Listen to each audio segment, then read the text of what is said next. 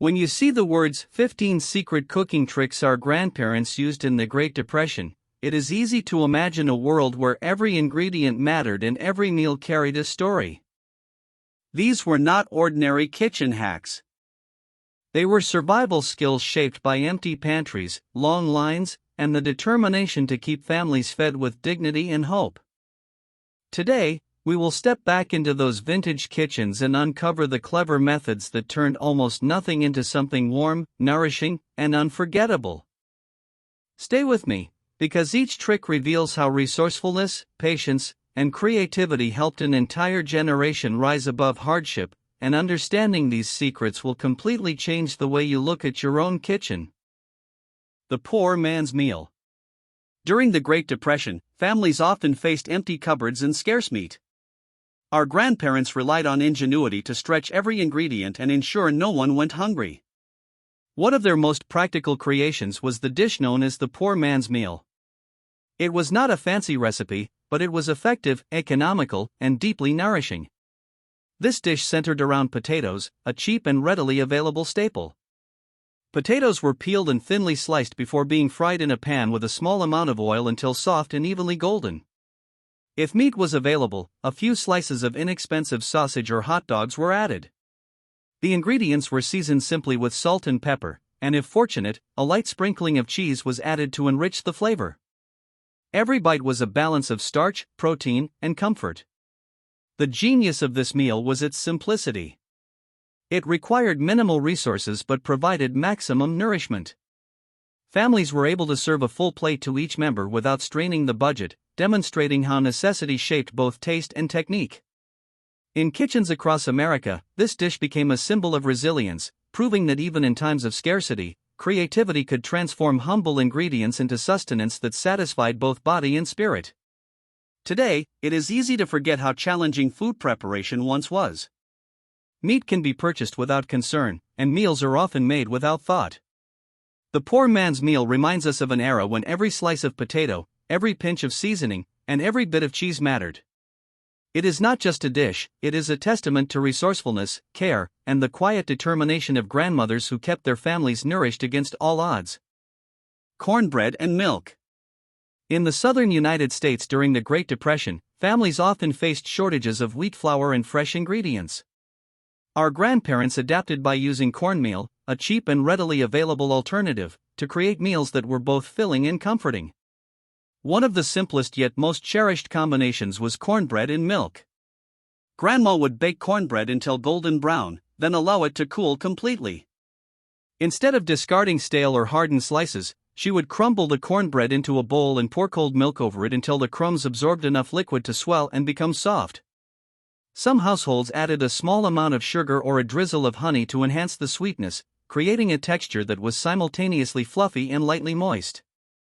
This straightforward preparation transformed leftover cornbread into a nourishing breakfast or snack capable of feeding an entire family. The appeal of this dish was not only in its taste but in its resourcefulness. It turned what might have been considered waste into a wholesome, satisfying meal. Children and adults alike found comfort in the warm, slightly sweet combination of cornbread and milk, and it became a quiet emblem of thrift and ingenuity in kitchens across the South. Even today, with the abundance of cereals, pastries, and modern convenience foods, this humble combination retains its charm. It reflects a time when every crumb counted and creativity was essential for survival. Cornbread and milk is more than a simple dish, it is a window into the lives of grandmothers who found joy and practicality in the simplest ingredients. By understanding these vintage techniques, we not only preserve culinary history but also appreciate the resourcefulness that defined an entire generation. Cornbread and milk remind us that comfort and creativity often come from the humblest beginnings. Hoover stew. During the early years of the Great Depression, families needed meals that were both economical and filling. Hoover stew, named after President Hoover, became a staple in kitchens across the United States. It was a practical dish that used primarily canned goods and a small amount of meat, demonstrating the resourcefulness of grandmothers during difficult times. The preparation began by boiling macaroni or another inexpensive pasta to add volume to the meal. Next, a can of diced tomatoes was poured into the pot, followed by a can of corn, a can of green beans, and a few thin slices of sausage or hot dogs if they were available. Everything was heated together until it formed a thick, hearty stew. The combination of starch, vegetables, and protein created a meal that was both nutritious and satisfying. What made Hoover's stew remarkable was its simplicity. Each ingredient could be preserved for long periods, allowing families to cook quickly while minimizing waste. It transformed humble pantry staples into a complete, warm, and filling meal that could feed multiple family members without depleting limited resources. This dish is not only a culinary solution but also a reflection of the era's challenges and ingenuity. It highlights how necessity encouraged creativity and how grandmothers balanced nutrition, cost, and taste under severe constraints. Hoover's stew is a testament to their patience and determination, ensuring no one went to bed hungry. Today, when fresh ingredients are abundant and meals are often prepared without thought, Hoover's stew serves as a reminder of simpler times. It embodies the spirit of thrift, resilience, and care that defined a generation. By exploring this recipe, we honor the ingenuity of our grandparents and preserve a piece of American culinary history that continues to inspire resourcefulness and comfort in the kitchen. Beans and rice. During the Great Depression, households often had limited access to fresh meat, yet families still needed meals that were both filling and nutritious. One of the most reliable solutions was a simple combination of beans and rice. This dish provided essential protein and energy, demonstrating the ingenuity and thrift of grandmothers during difficult times. The preparation began by cooking plain rice until it was tender. In a separate pan, onions and garlic were sautéed in a small amount of oil to release their fragrance. Once softened, a can of beans, whether black beans, kidney beans, or pinto beans, was added.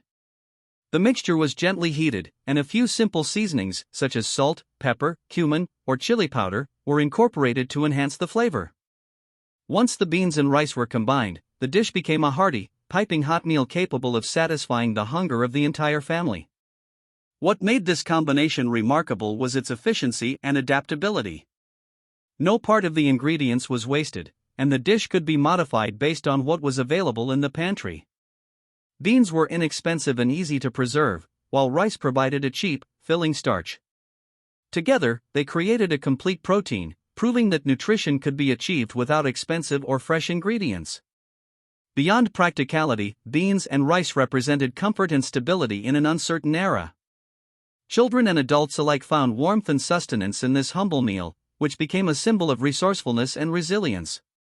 Even today, amidst a world of packaged protein supplements and complex modern diets, the simplicity of beans and rice offers a valuable lesson. It is a dish that reflects creativity, thrift, and the enduring spirit of grandmothers who transformed modest ingredients into meals that nourished both body and soul. Bread and gravy. During the Great Depression, households often faced the challenge of stale bread and limited ingredients. Grandmothers turned this limitation into an opportunity, creating a simple yet satisfying dish known as bread and gravy. This meal transformed basic staples into nourishment that was both filling and comforting for the entire family. The preparation began by melting a small amount of butter or lard in a pan. Into this, flour was gradually stirred to form a smooth paste, or roux. Next, milk or broth was slowly poured in while continuously stirring, ensuring the sauce became thick and uniform without lumps. A pinch of salt and a touch of pepper completed the seasoning. Meanwhile, slices of stale bread were placed in bowls, and the rich, creamy gravy was poured over them until the bread absorbed the sauce, softening while retaining a slight texture. The ingenuity of this dish lay in its simplicity. It used minimal ingredients, yet it provided warmth, sustenance, and a sense of comfort during a period of scarcity. Every household could adapt the recipe based on what was available, using leftover bread, milk, or stock, and occasionally adding small amounts of herbs or cheese if possible. Bread and gravy exemplifies the resourcefulness of grandmothers who faced extreme hardship. It transformed what might have been discarded into a complete and satisfying meal, demonstrating creativity and practicality in equal measure. Even today, this humble dish serves as a reminder of an era when every ingredient was valued, and meals were crafted with care and intention. Bread and gravy is more than just food, it is a testament to the resilience, patience, and ingenuity of those who ensured their families were nourished, no matter the circumstances. Fried bologna. During the Great Depression, families often had very limited access to fresh meat, making inexpensive options essential. One of the most practical sources of protein was bologna, a type of processed sausage that could be stored easily and cooked quickly. Grandmothers turned this simple ingredient into a meal that was both filling and flavorful, demonstrating their ingenuity in the kitchen. The preparation began with slicing the bologna into medium-thin rounds. A small tip from grandmothers ensured even cooking: they made shallow cuts around the edges of each slice to prevent curling while frying. The bologna was then cooked in a pan with a little butter or oil, frying each side for 1 to 2 minutes until golden brown and slightly crisp at the edges. The result was a simple yet satisfying protein that paired perfectly with bread, mustard, or a slice of cheese if available. The beauty of fried bologna lay in its efficiency and versatility. It could serve as a quick lunch, a hearty snack, or even as part of a more substantial meal. Despite its simplicity, the dish provided essential nutrients, including protein and fat, that were crucial during times when resources were scarce.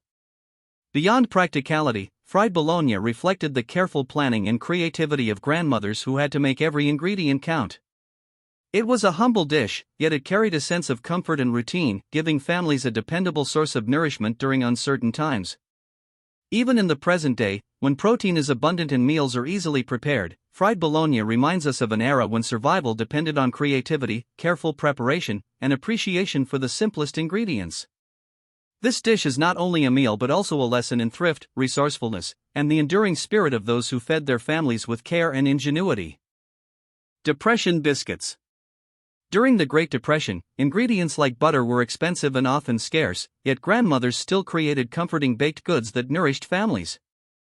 Depression biscuits became a practical solution, using affordable and readily available ingredients to produce hot, fragrant biscuits quickly and efficiently. The preparation began with mixing 2 cups of flour with a small amount of salt and baking powder. Instead of butter, a cheaper fat such as shortening was used, cut into the flour until the mixture resembled coarse crumbs. Approximately 3/4 of a cup of milk was then added gradually to form a soft dough. Once combined, the dough was rolled out and cut into individual biscuits before being placed on a baking sheet. Baking occurred at 450 degrees Fahrenheit, 232 degrees Celsius, for 10 to 12 minutes, resulting in golden, flaky biscuits. The ingenuity of this recipe lay in its simplicity and speed. Without yeast or extensive preparation, grandmothers could produce a warm, filling batch of biscuits in a fraction of the time, feeding families efficiently during periods of scarcity. Each biscuit provided comfort and sustenance, proving that careful use of inexpensive ingredients could achieve remarkable results. Depression biscuits were more than a practical meal component, they were a reflection of the resourcefulness and creativity required during challenging times. Families could enjoy fresh, nourishing bread daily without relying on costly or hard-to-find ingredients. Even today, when fresh bakery items are readily available, depression biscuits offer insight into a generation's resilience and culinary ingenuity. They remind us that simplicity, careful planning, and creativity could transform basic pantry staples into warm, satisfying food. These biscuits are a testament to the determination and skill of grandmothers who sustained their families with limited resources while creating lasting memories around the kitchen table. Eggless, milkless, butterless cake. During the Great Depression, ingredients such as eggs, milk, and butter were often scarce or unaffordable. Yet grandmothers still managed to create desserts that were light, moist, and surprisingly delicious. One of their most clever creations was the eggless, milkless, butterless cake, also known as depression cake or wacky cake. The preparation began by combining flour, sugar, cocoa powder, baking soda, and a pinch of salt in a bowl. 3 small wells were made in the dry mixture. Into these wells, 1 teaspoon of vanilla, 1 tablespoon of vinegar, and 5 tablespoons of vegetable oil were poured. Finally, 1 cup of cold water was added gradually, and the mixture was stirred until smooth.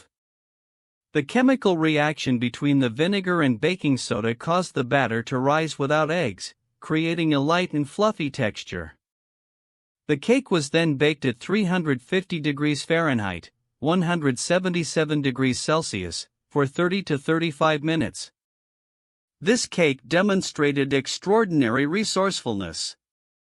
With minimal ingredients, grandmothers transformed what seemed like an impossible task into a dessert that was both enjoyable and nourishing. It provided a sweet treat for families, even when traditional ingredients were unavailable. The richness came not from butter or eggs, but from ingenuity and careful technique, reflecting the determination to maintain comfort and morale in difficult times. Beyond practicality, this cake became a symbol of creativity and resilience in the kitchen. It reminded families that scarcity did not mean deprivation.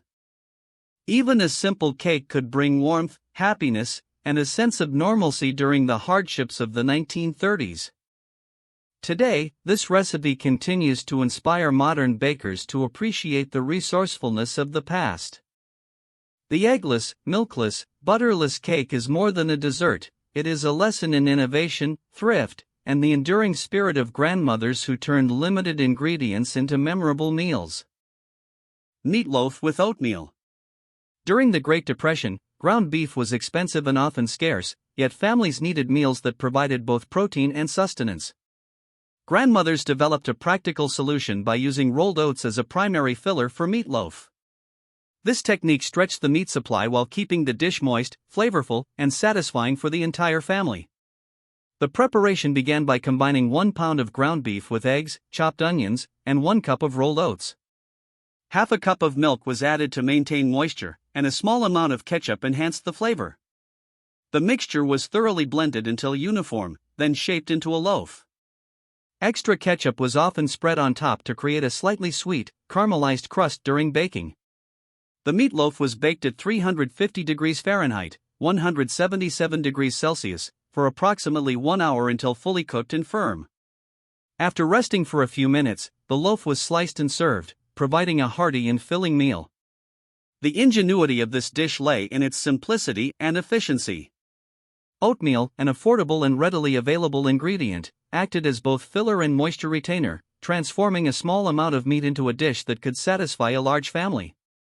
Grandmothers understood the importance of nutrition, texture, and taste, ensuring that even limited resources could produce a meal that was comforting and sustaining. Meatloaf with oatmeal represents more than a recipe, it is a testament to the creativity and resilience of the past. It reflects how necessity drove innovation, teaching families to maximize ingredients and minimize waste. Even today, this dish remains a lesson in practicality and thrift. It shows that with a few clever adjustments, modest ingredients can produce a flavorful, protein-rich meal. Grandmother's use of oatmeal and meatloaf is a reminder of their resourcefulness and enduring impact on American home cooking. Bean sandwiches. During the Great Depression, meat and cheese were often considered luxury items. Families needed affordable sources of protein, and grandmothers ingeniously turned to mashed beans as a substitute. Bean sandwiches became a practical, nutritious, and satisfying meal, demonstrating resourcefulness and creativity in the kitchen. The preparation began with 1 can of beans, such as navy beans or chickpeas. The beans were mashed until smooth, then mixed with a small amount of mayonnaise or, if unavailable, Greek yogurt, creating a creamy texture. A pinch of salt and pepper was added for flavor. When possible, fresh vegetables such as lettuce, tomato slices, or pickles were incorporated to add freshness and variety. The mixture was then generously spread between slices of bread, producing a sandwich that was both filling and easy to prepare. This simple dish highlighted the ingenuity of grandmothers. By transforming inexpensive and readily available ingredients into a protein-rich meal, they could feed entire families without relying on costly meat or dairy. The creamy texture of the beans combined with the bread created a satisfying, balanced dish that sustained children and adults alike. Bean sandwiches also symbolize thrift and practicality. They minimized waste by using canned or leftover beans, and the recipe could be adapted to include whatever pantry items were available. The result was a versatile, quick meal that provided both nourishment and comfort. Even in modern times, when protein options are abundant, bean sandwiches remain a reminder of an era when resourcefulness and careful planning were essential. This humble creation reflects the creativity, practicality, and enduring spirit of grandmothers who transformed simple pantry staples into wholesome, delicious meals that nurtured both body and family. Potato pancakes. During the Great Depression, potatoes were a staple food because they were inexpensive, readily available, and extremely filling. Grandmothers used them in creative ways to stretch limited resources while providing hearty meals. One of the most practical and popular preparations was potato pancakes, a simple yet satisfying dish that nourished the entire family. The preparation began with grating raw potatoes and onions. Grandmothers emphasized the importance of squeezing out excess liquid from the mixture. Removing moisture prevented the pancakes from becoming soggy, ensuring a crisp, golden exterior. The grated mixture was then combined with 2 beaten eggs and seasoned with salt and pepper. Portions of the batter were spooned onto a hot skillet with a small amount of oil, flattened slightly, and fried until golden brown on both sides. Potato pancakes were highly versatile. They could be served with applesauce or sour cream when available, adding flavor without increasing cost. The dish provided both energy and warmth, making it an ideal meal for breakfast, lunch, or dinner. Even with minimal ingredients, these pancakes were hearty and filling, reflecting the practicality and ingenuity required during times of scarcity. This recipe also symbolized efficiency and resourcefulness. Every part of the potato was used, and onions, a cheap yet flavorful ingredient, added depth to the dish. Potato pancakes were not only affordable and easy to prepare but also a way to make limited food supplies stretch further, feeding families while maintaining taste and satisfaction. Even today, potato pancakes remind us of an era when simplicity and creativity in the kitchen were essential for survival. They are more than a meal, they are a testament to grandmother's skill, thrift, and enduring ability to turn humble ingredients into food that was both nourishing and comforting. Liver and onions. During the Great Depression, fresh meat was often scarce and expensive. Yet grandmothers found ways to make every piece of protein count, including inexpensive cuts like liver. Liver, rich in iron and nutrients, was transformed into a flavorful, filling meal with a simple but effective technique that families could enjoy.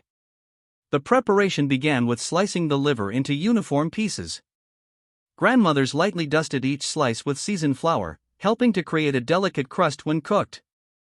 Onions were thinly sliced and caramelized in butter or lard until they became sweet, soft, and fragrant.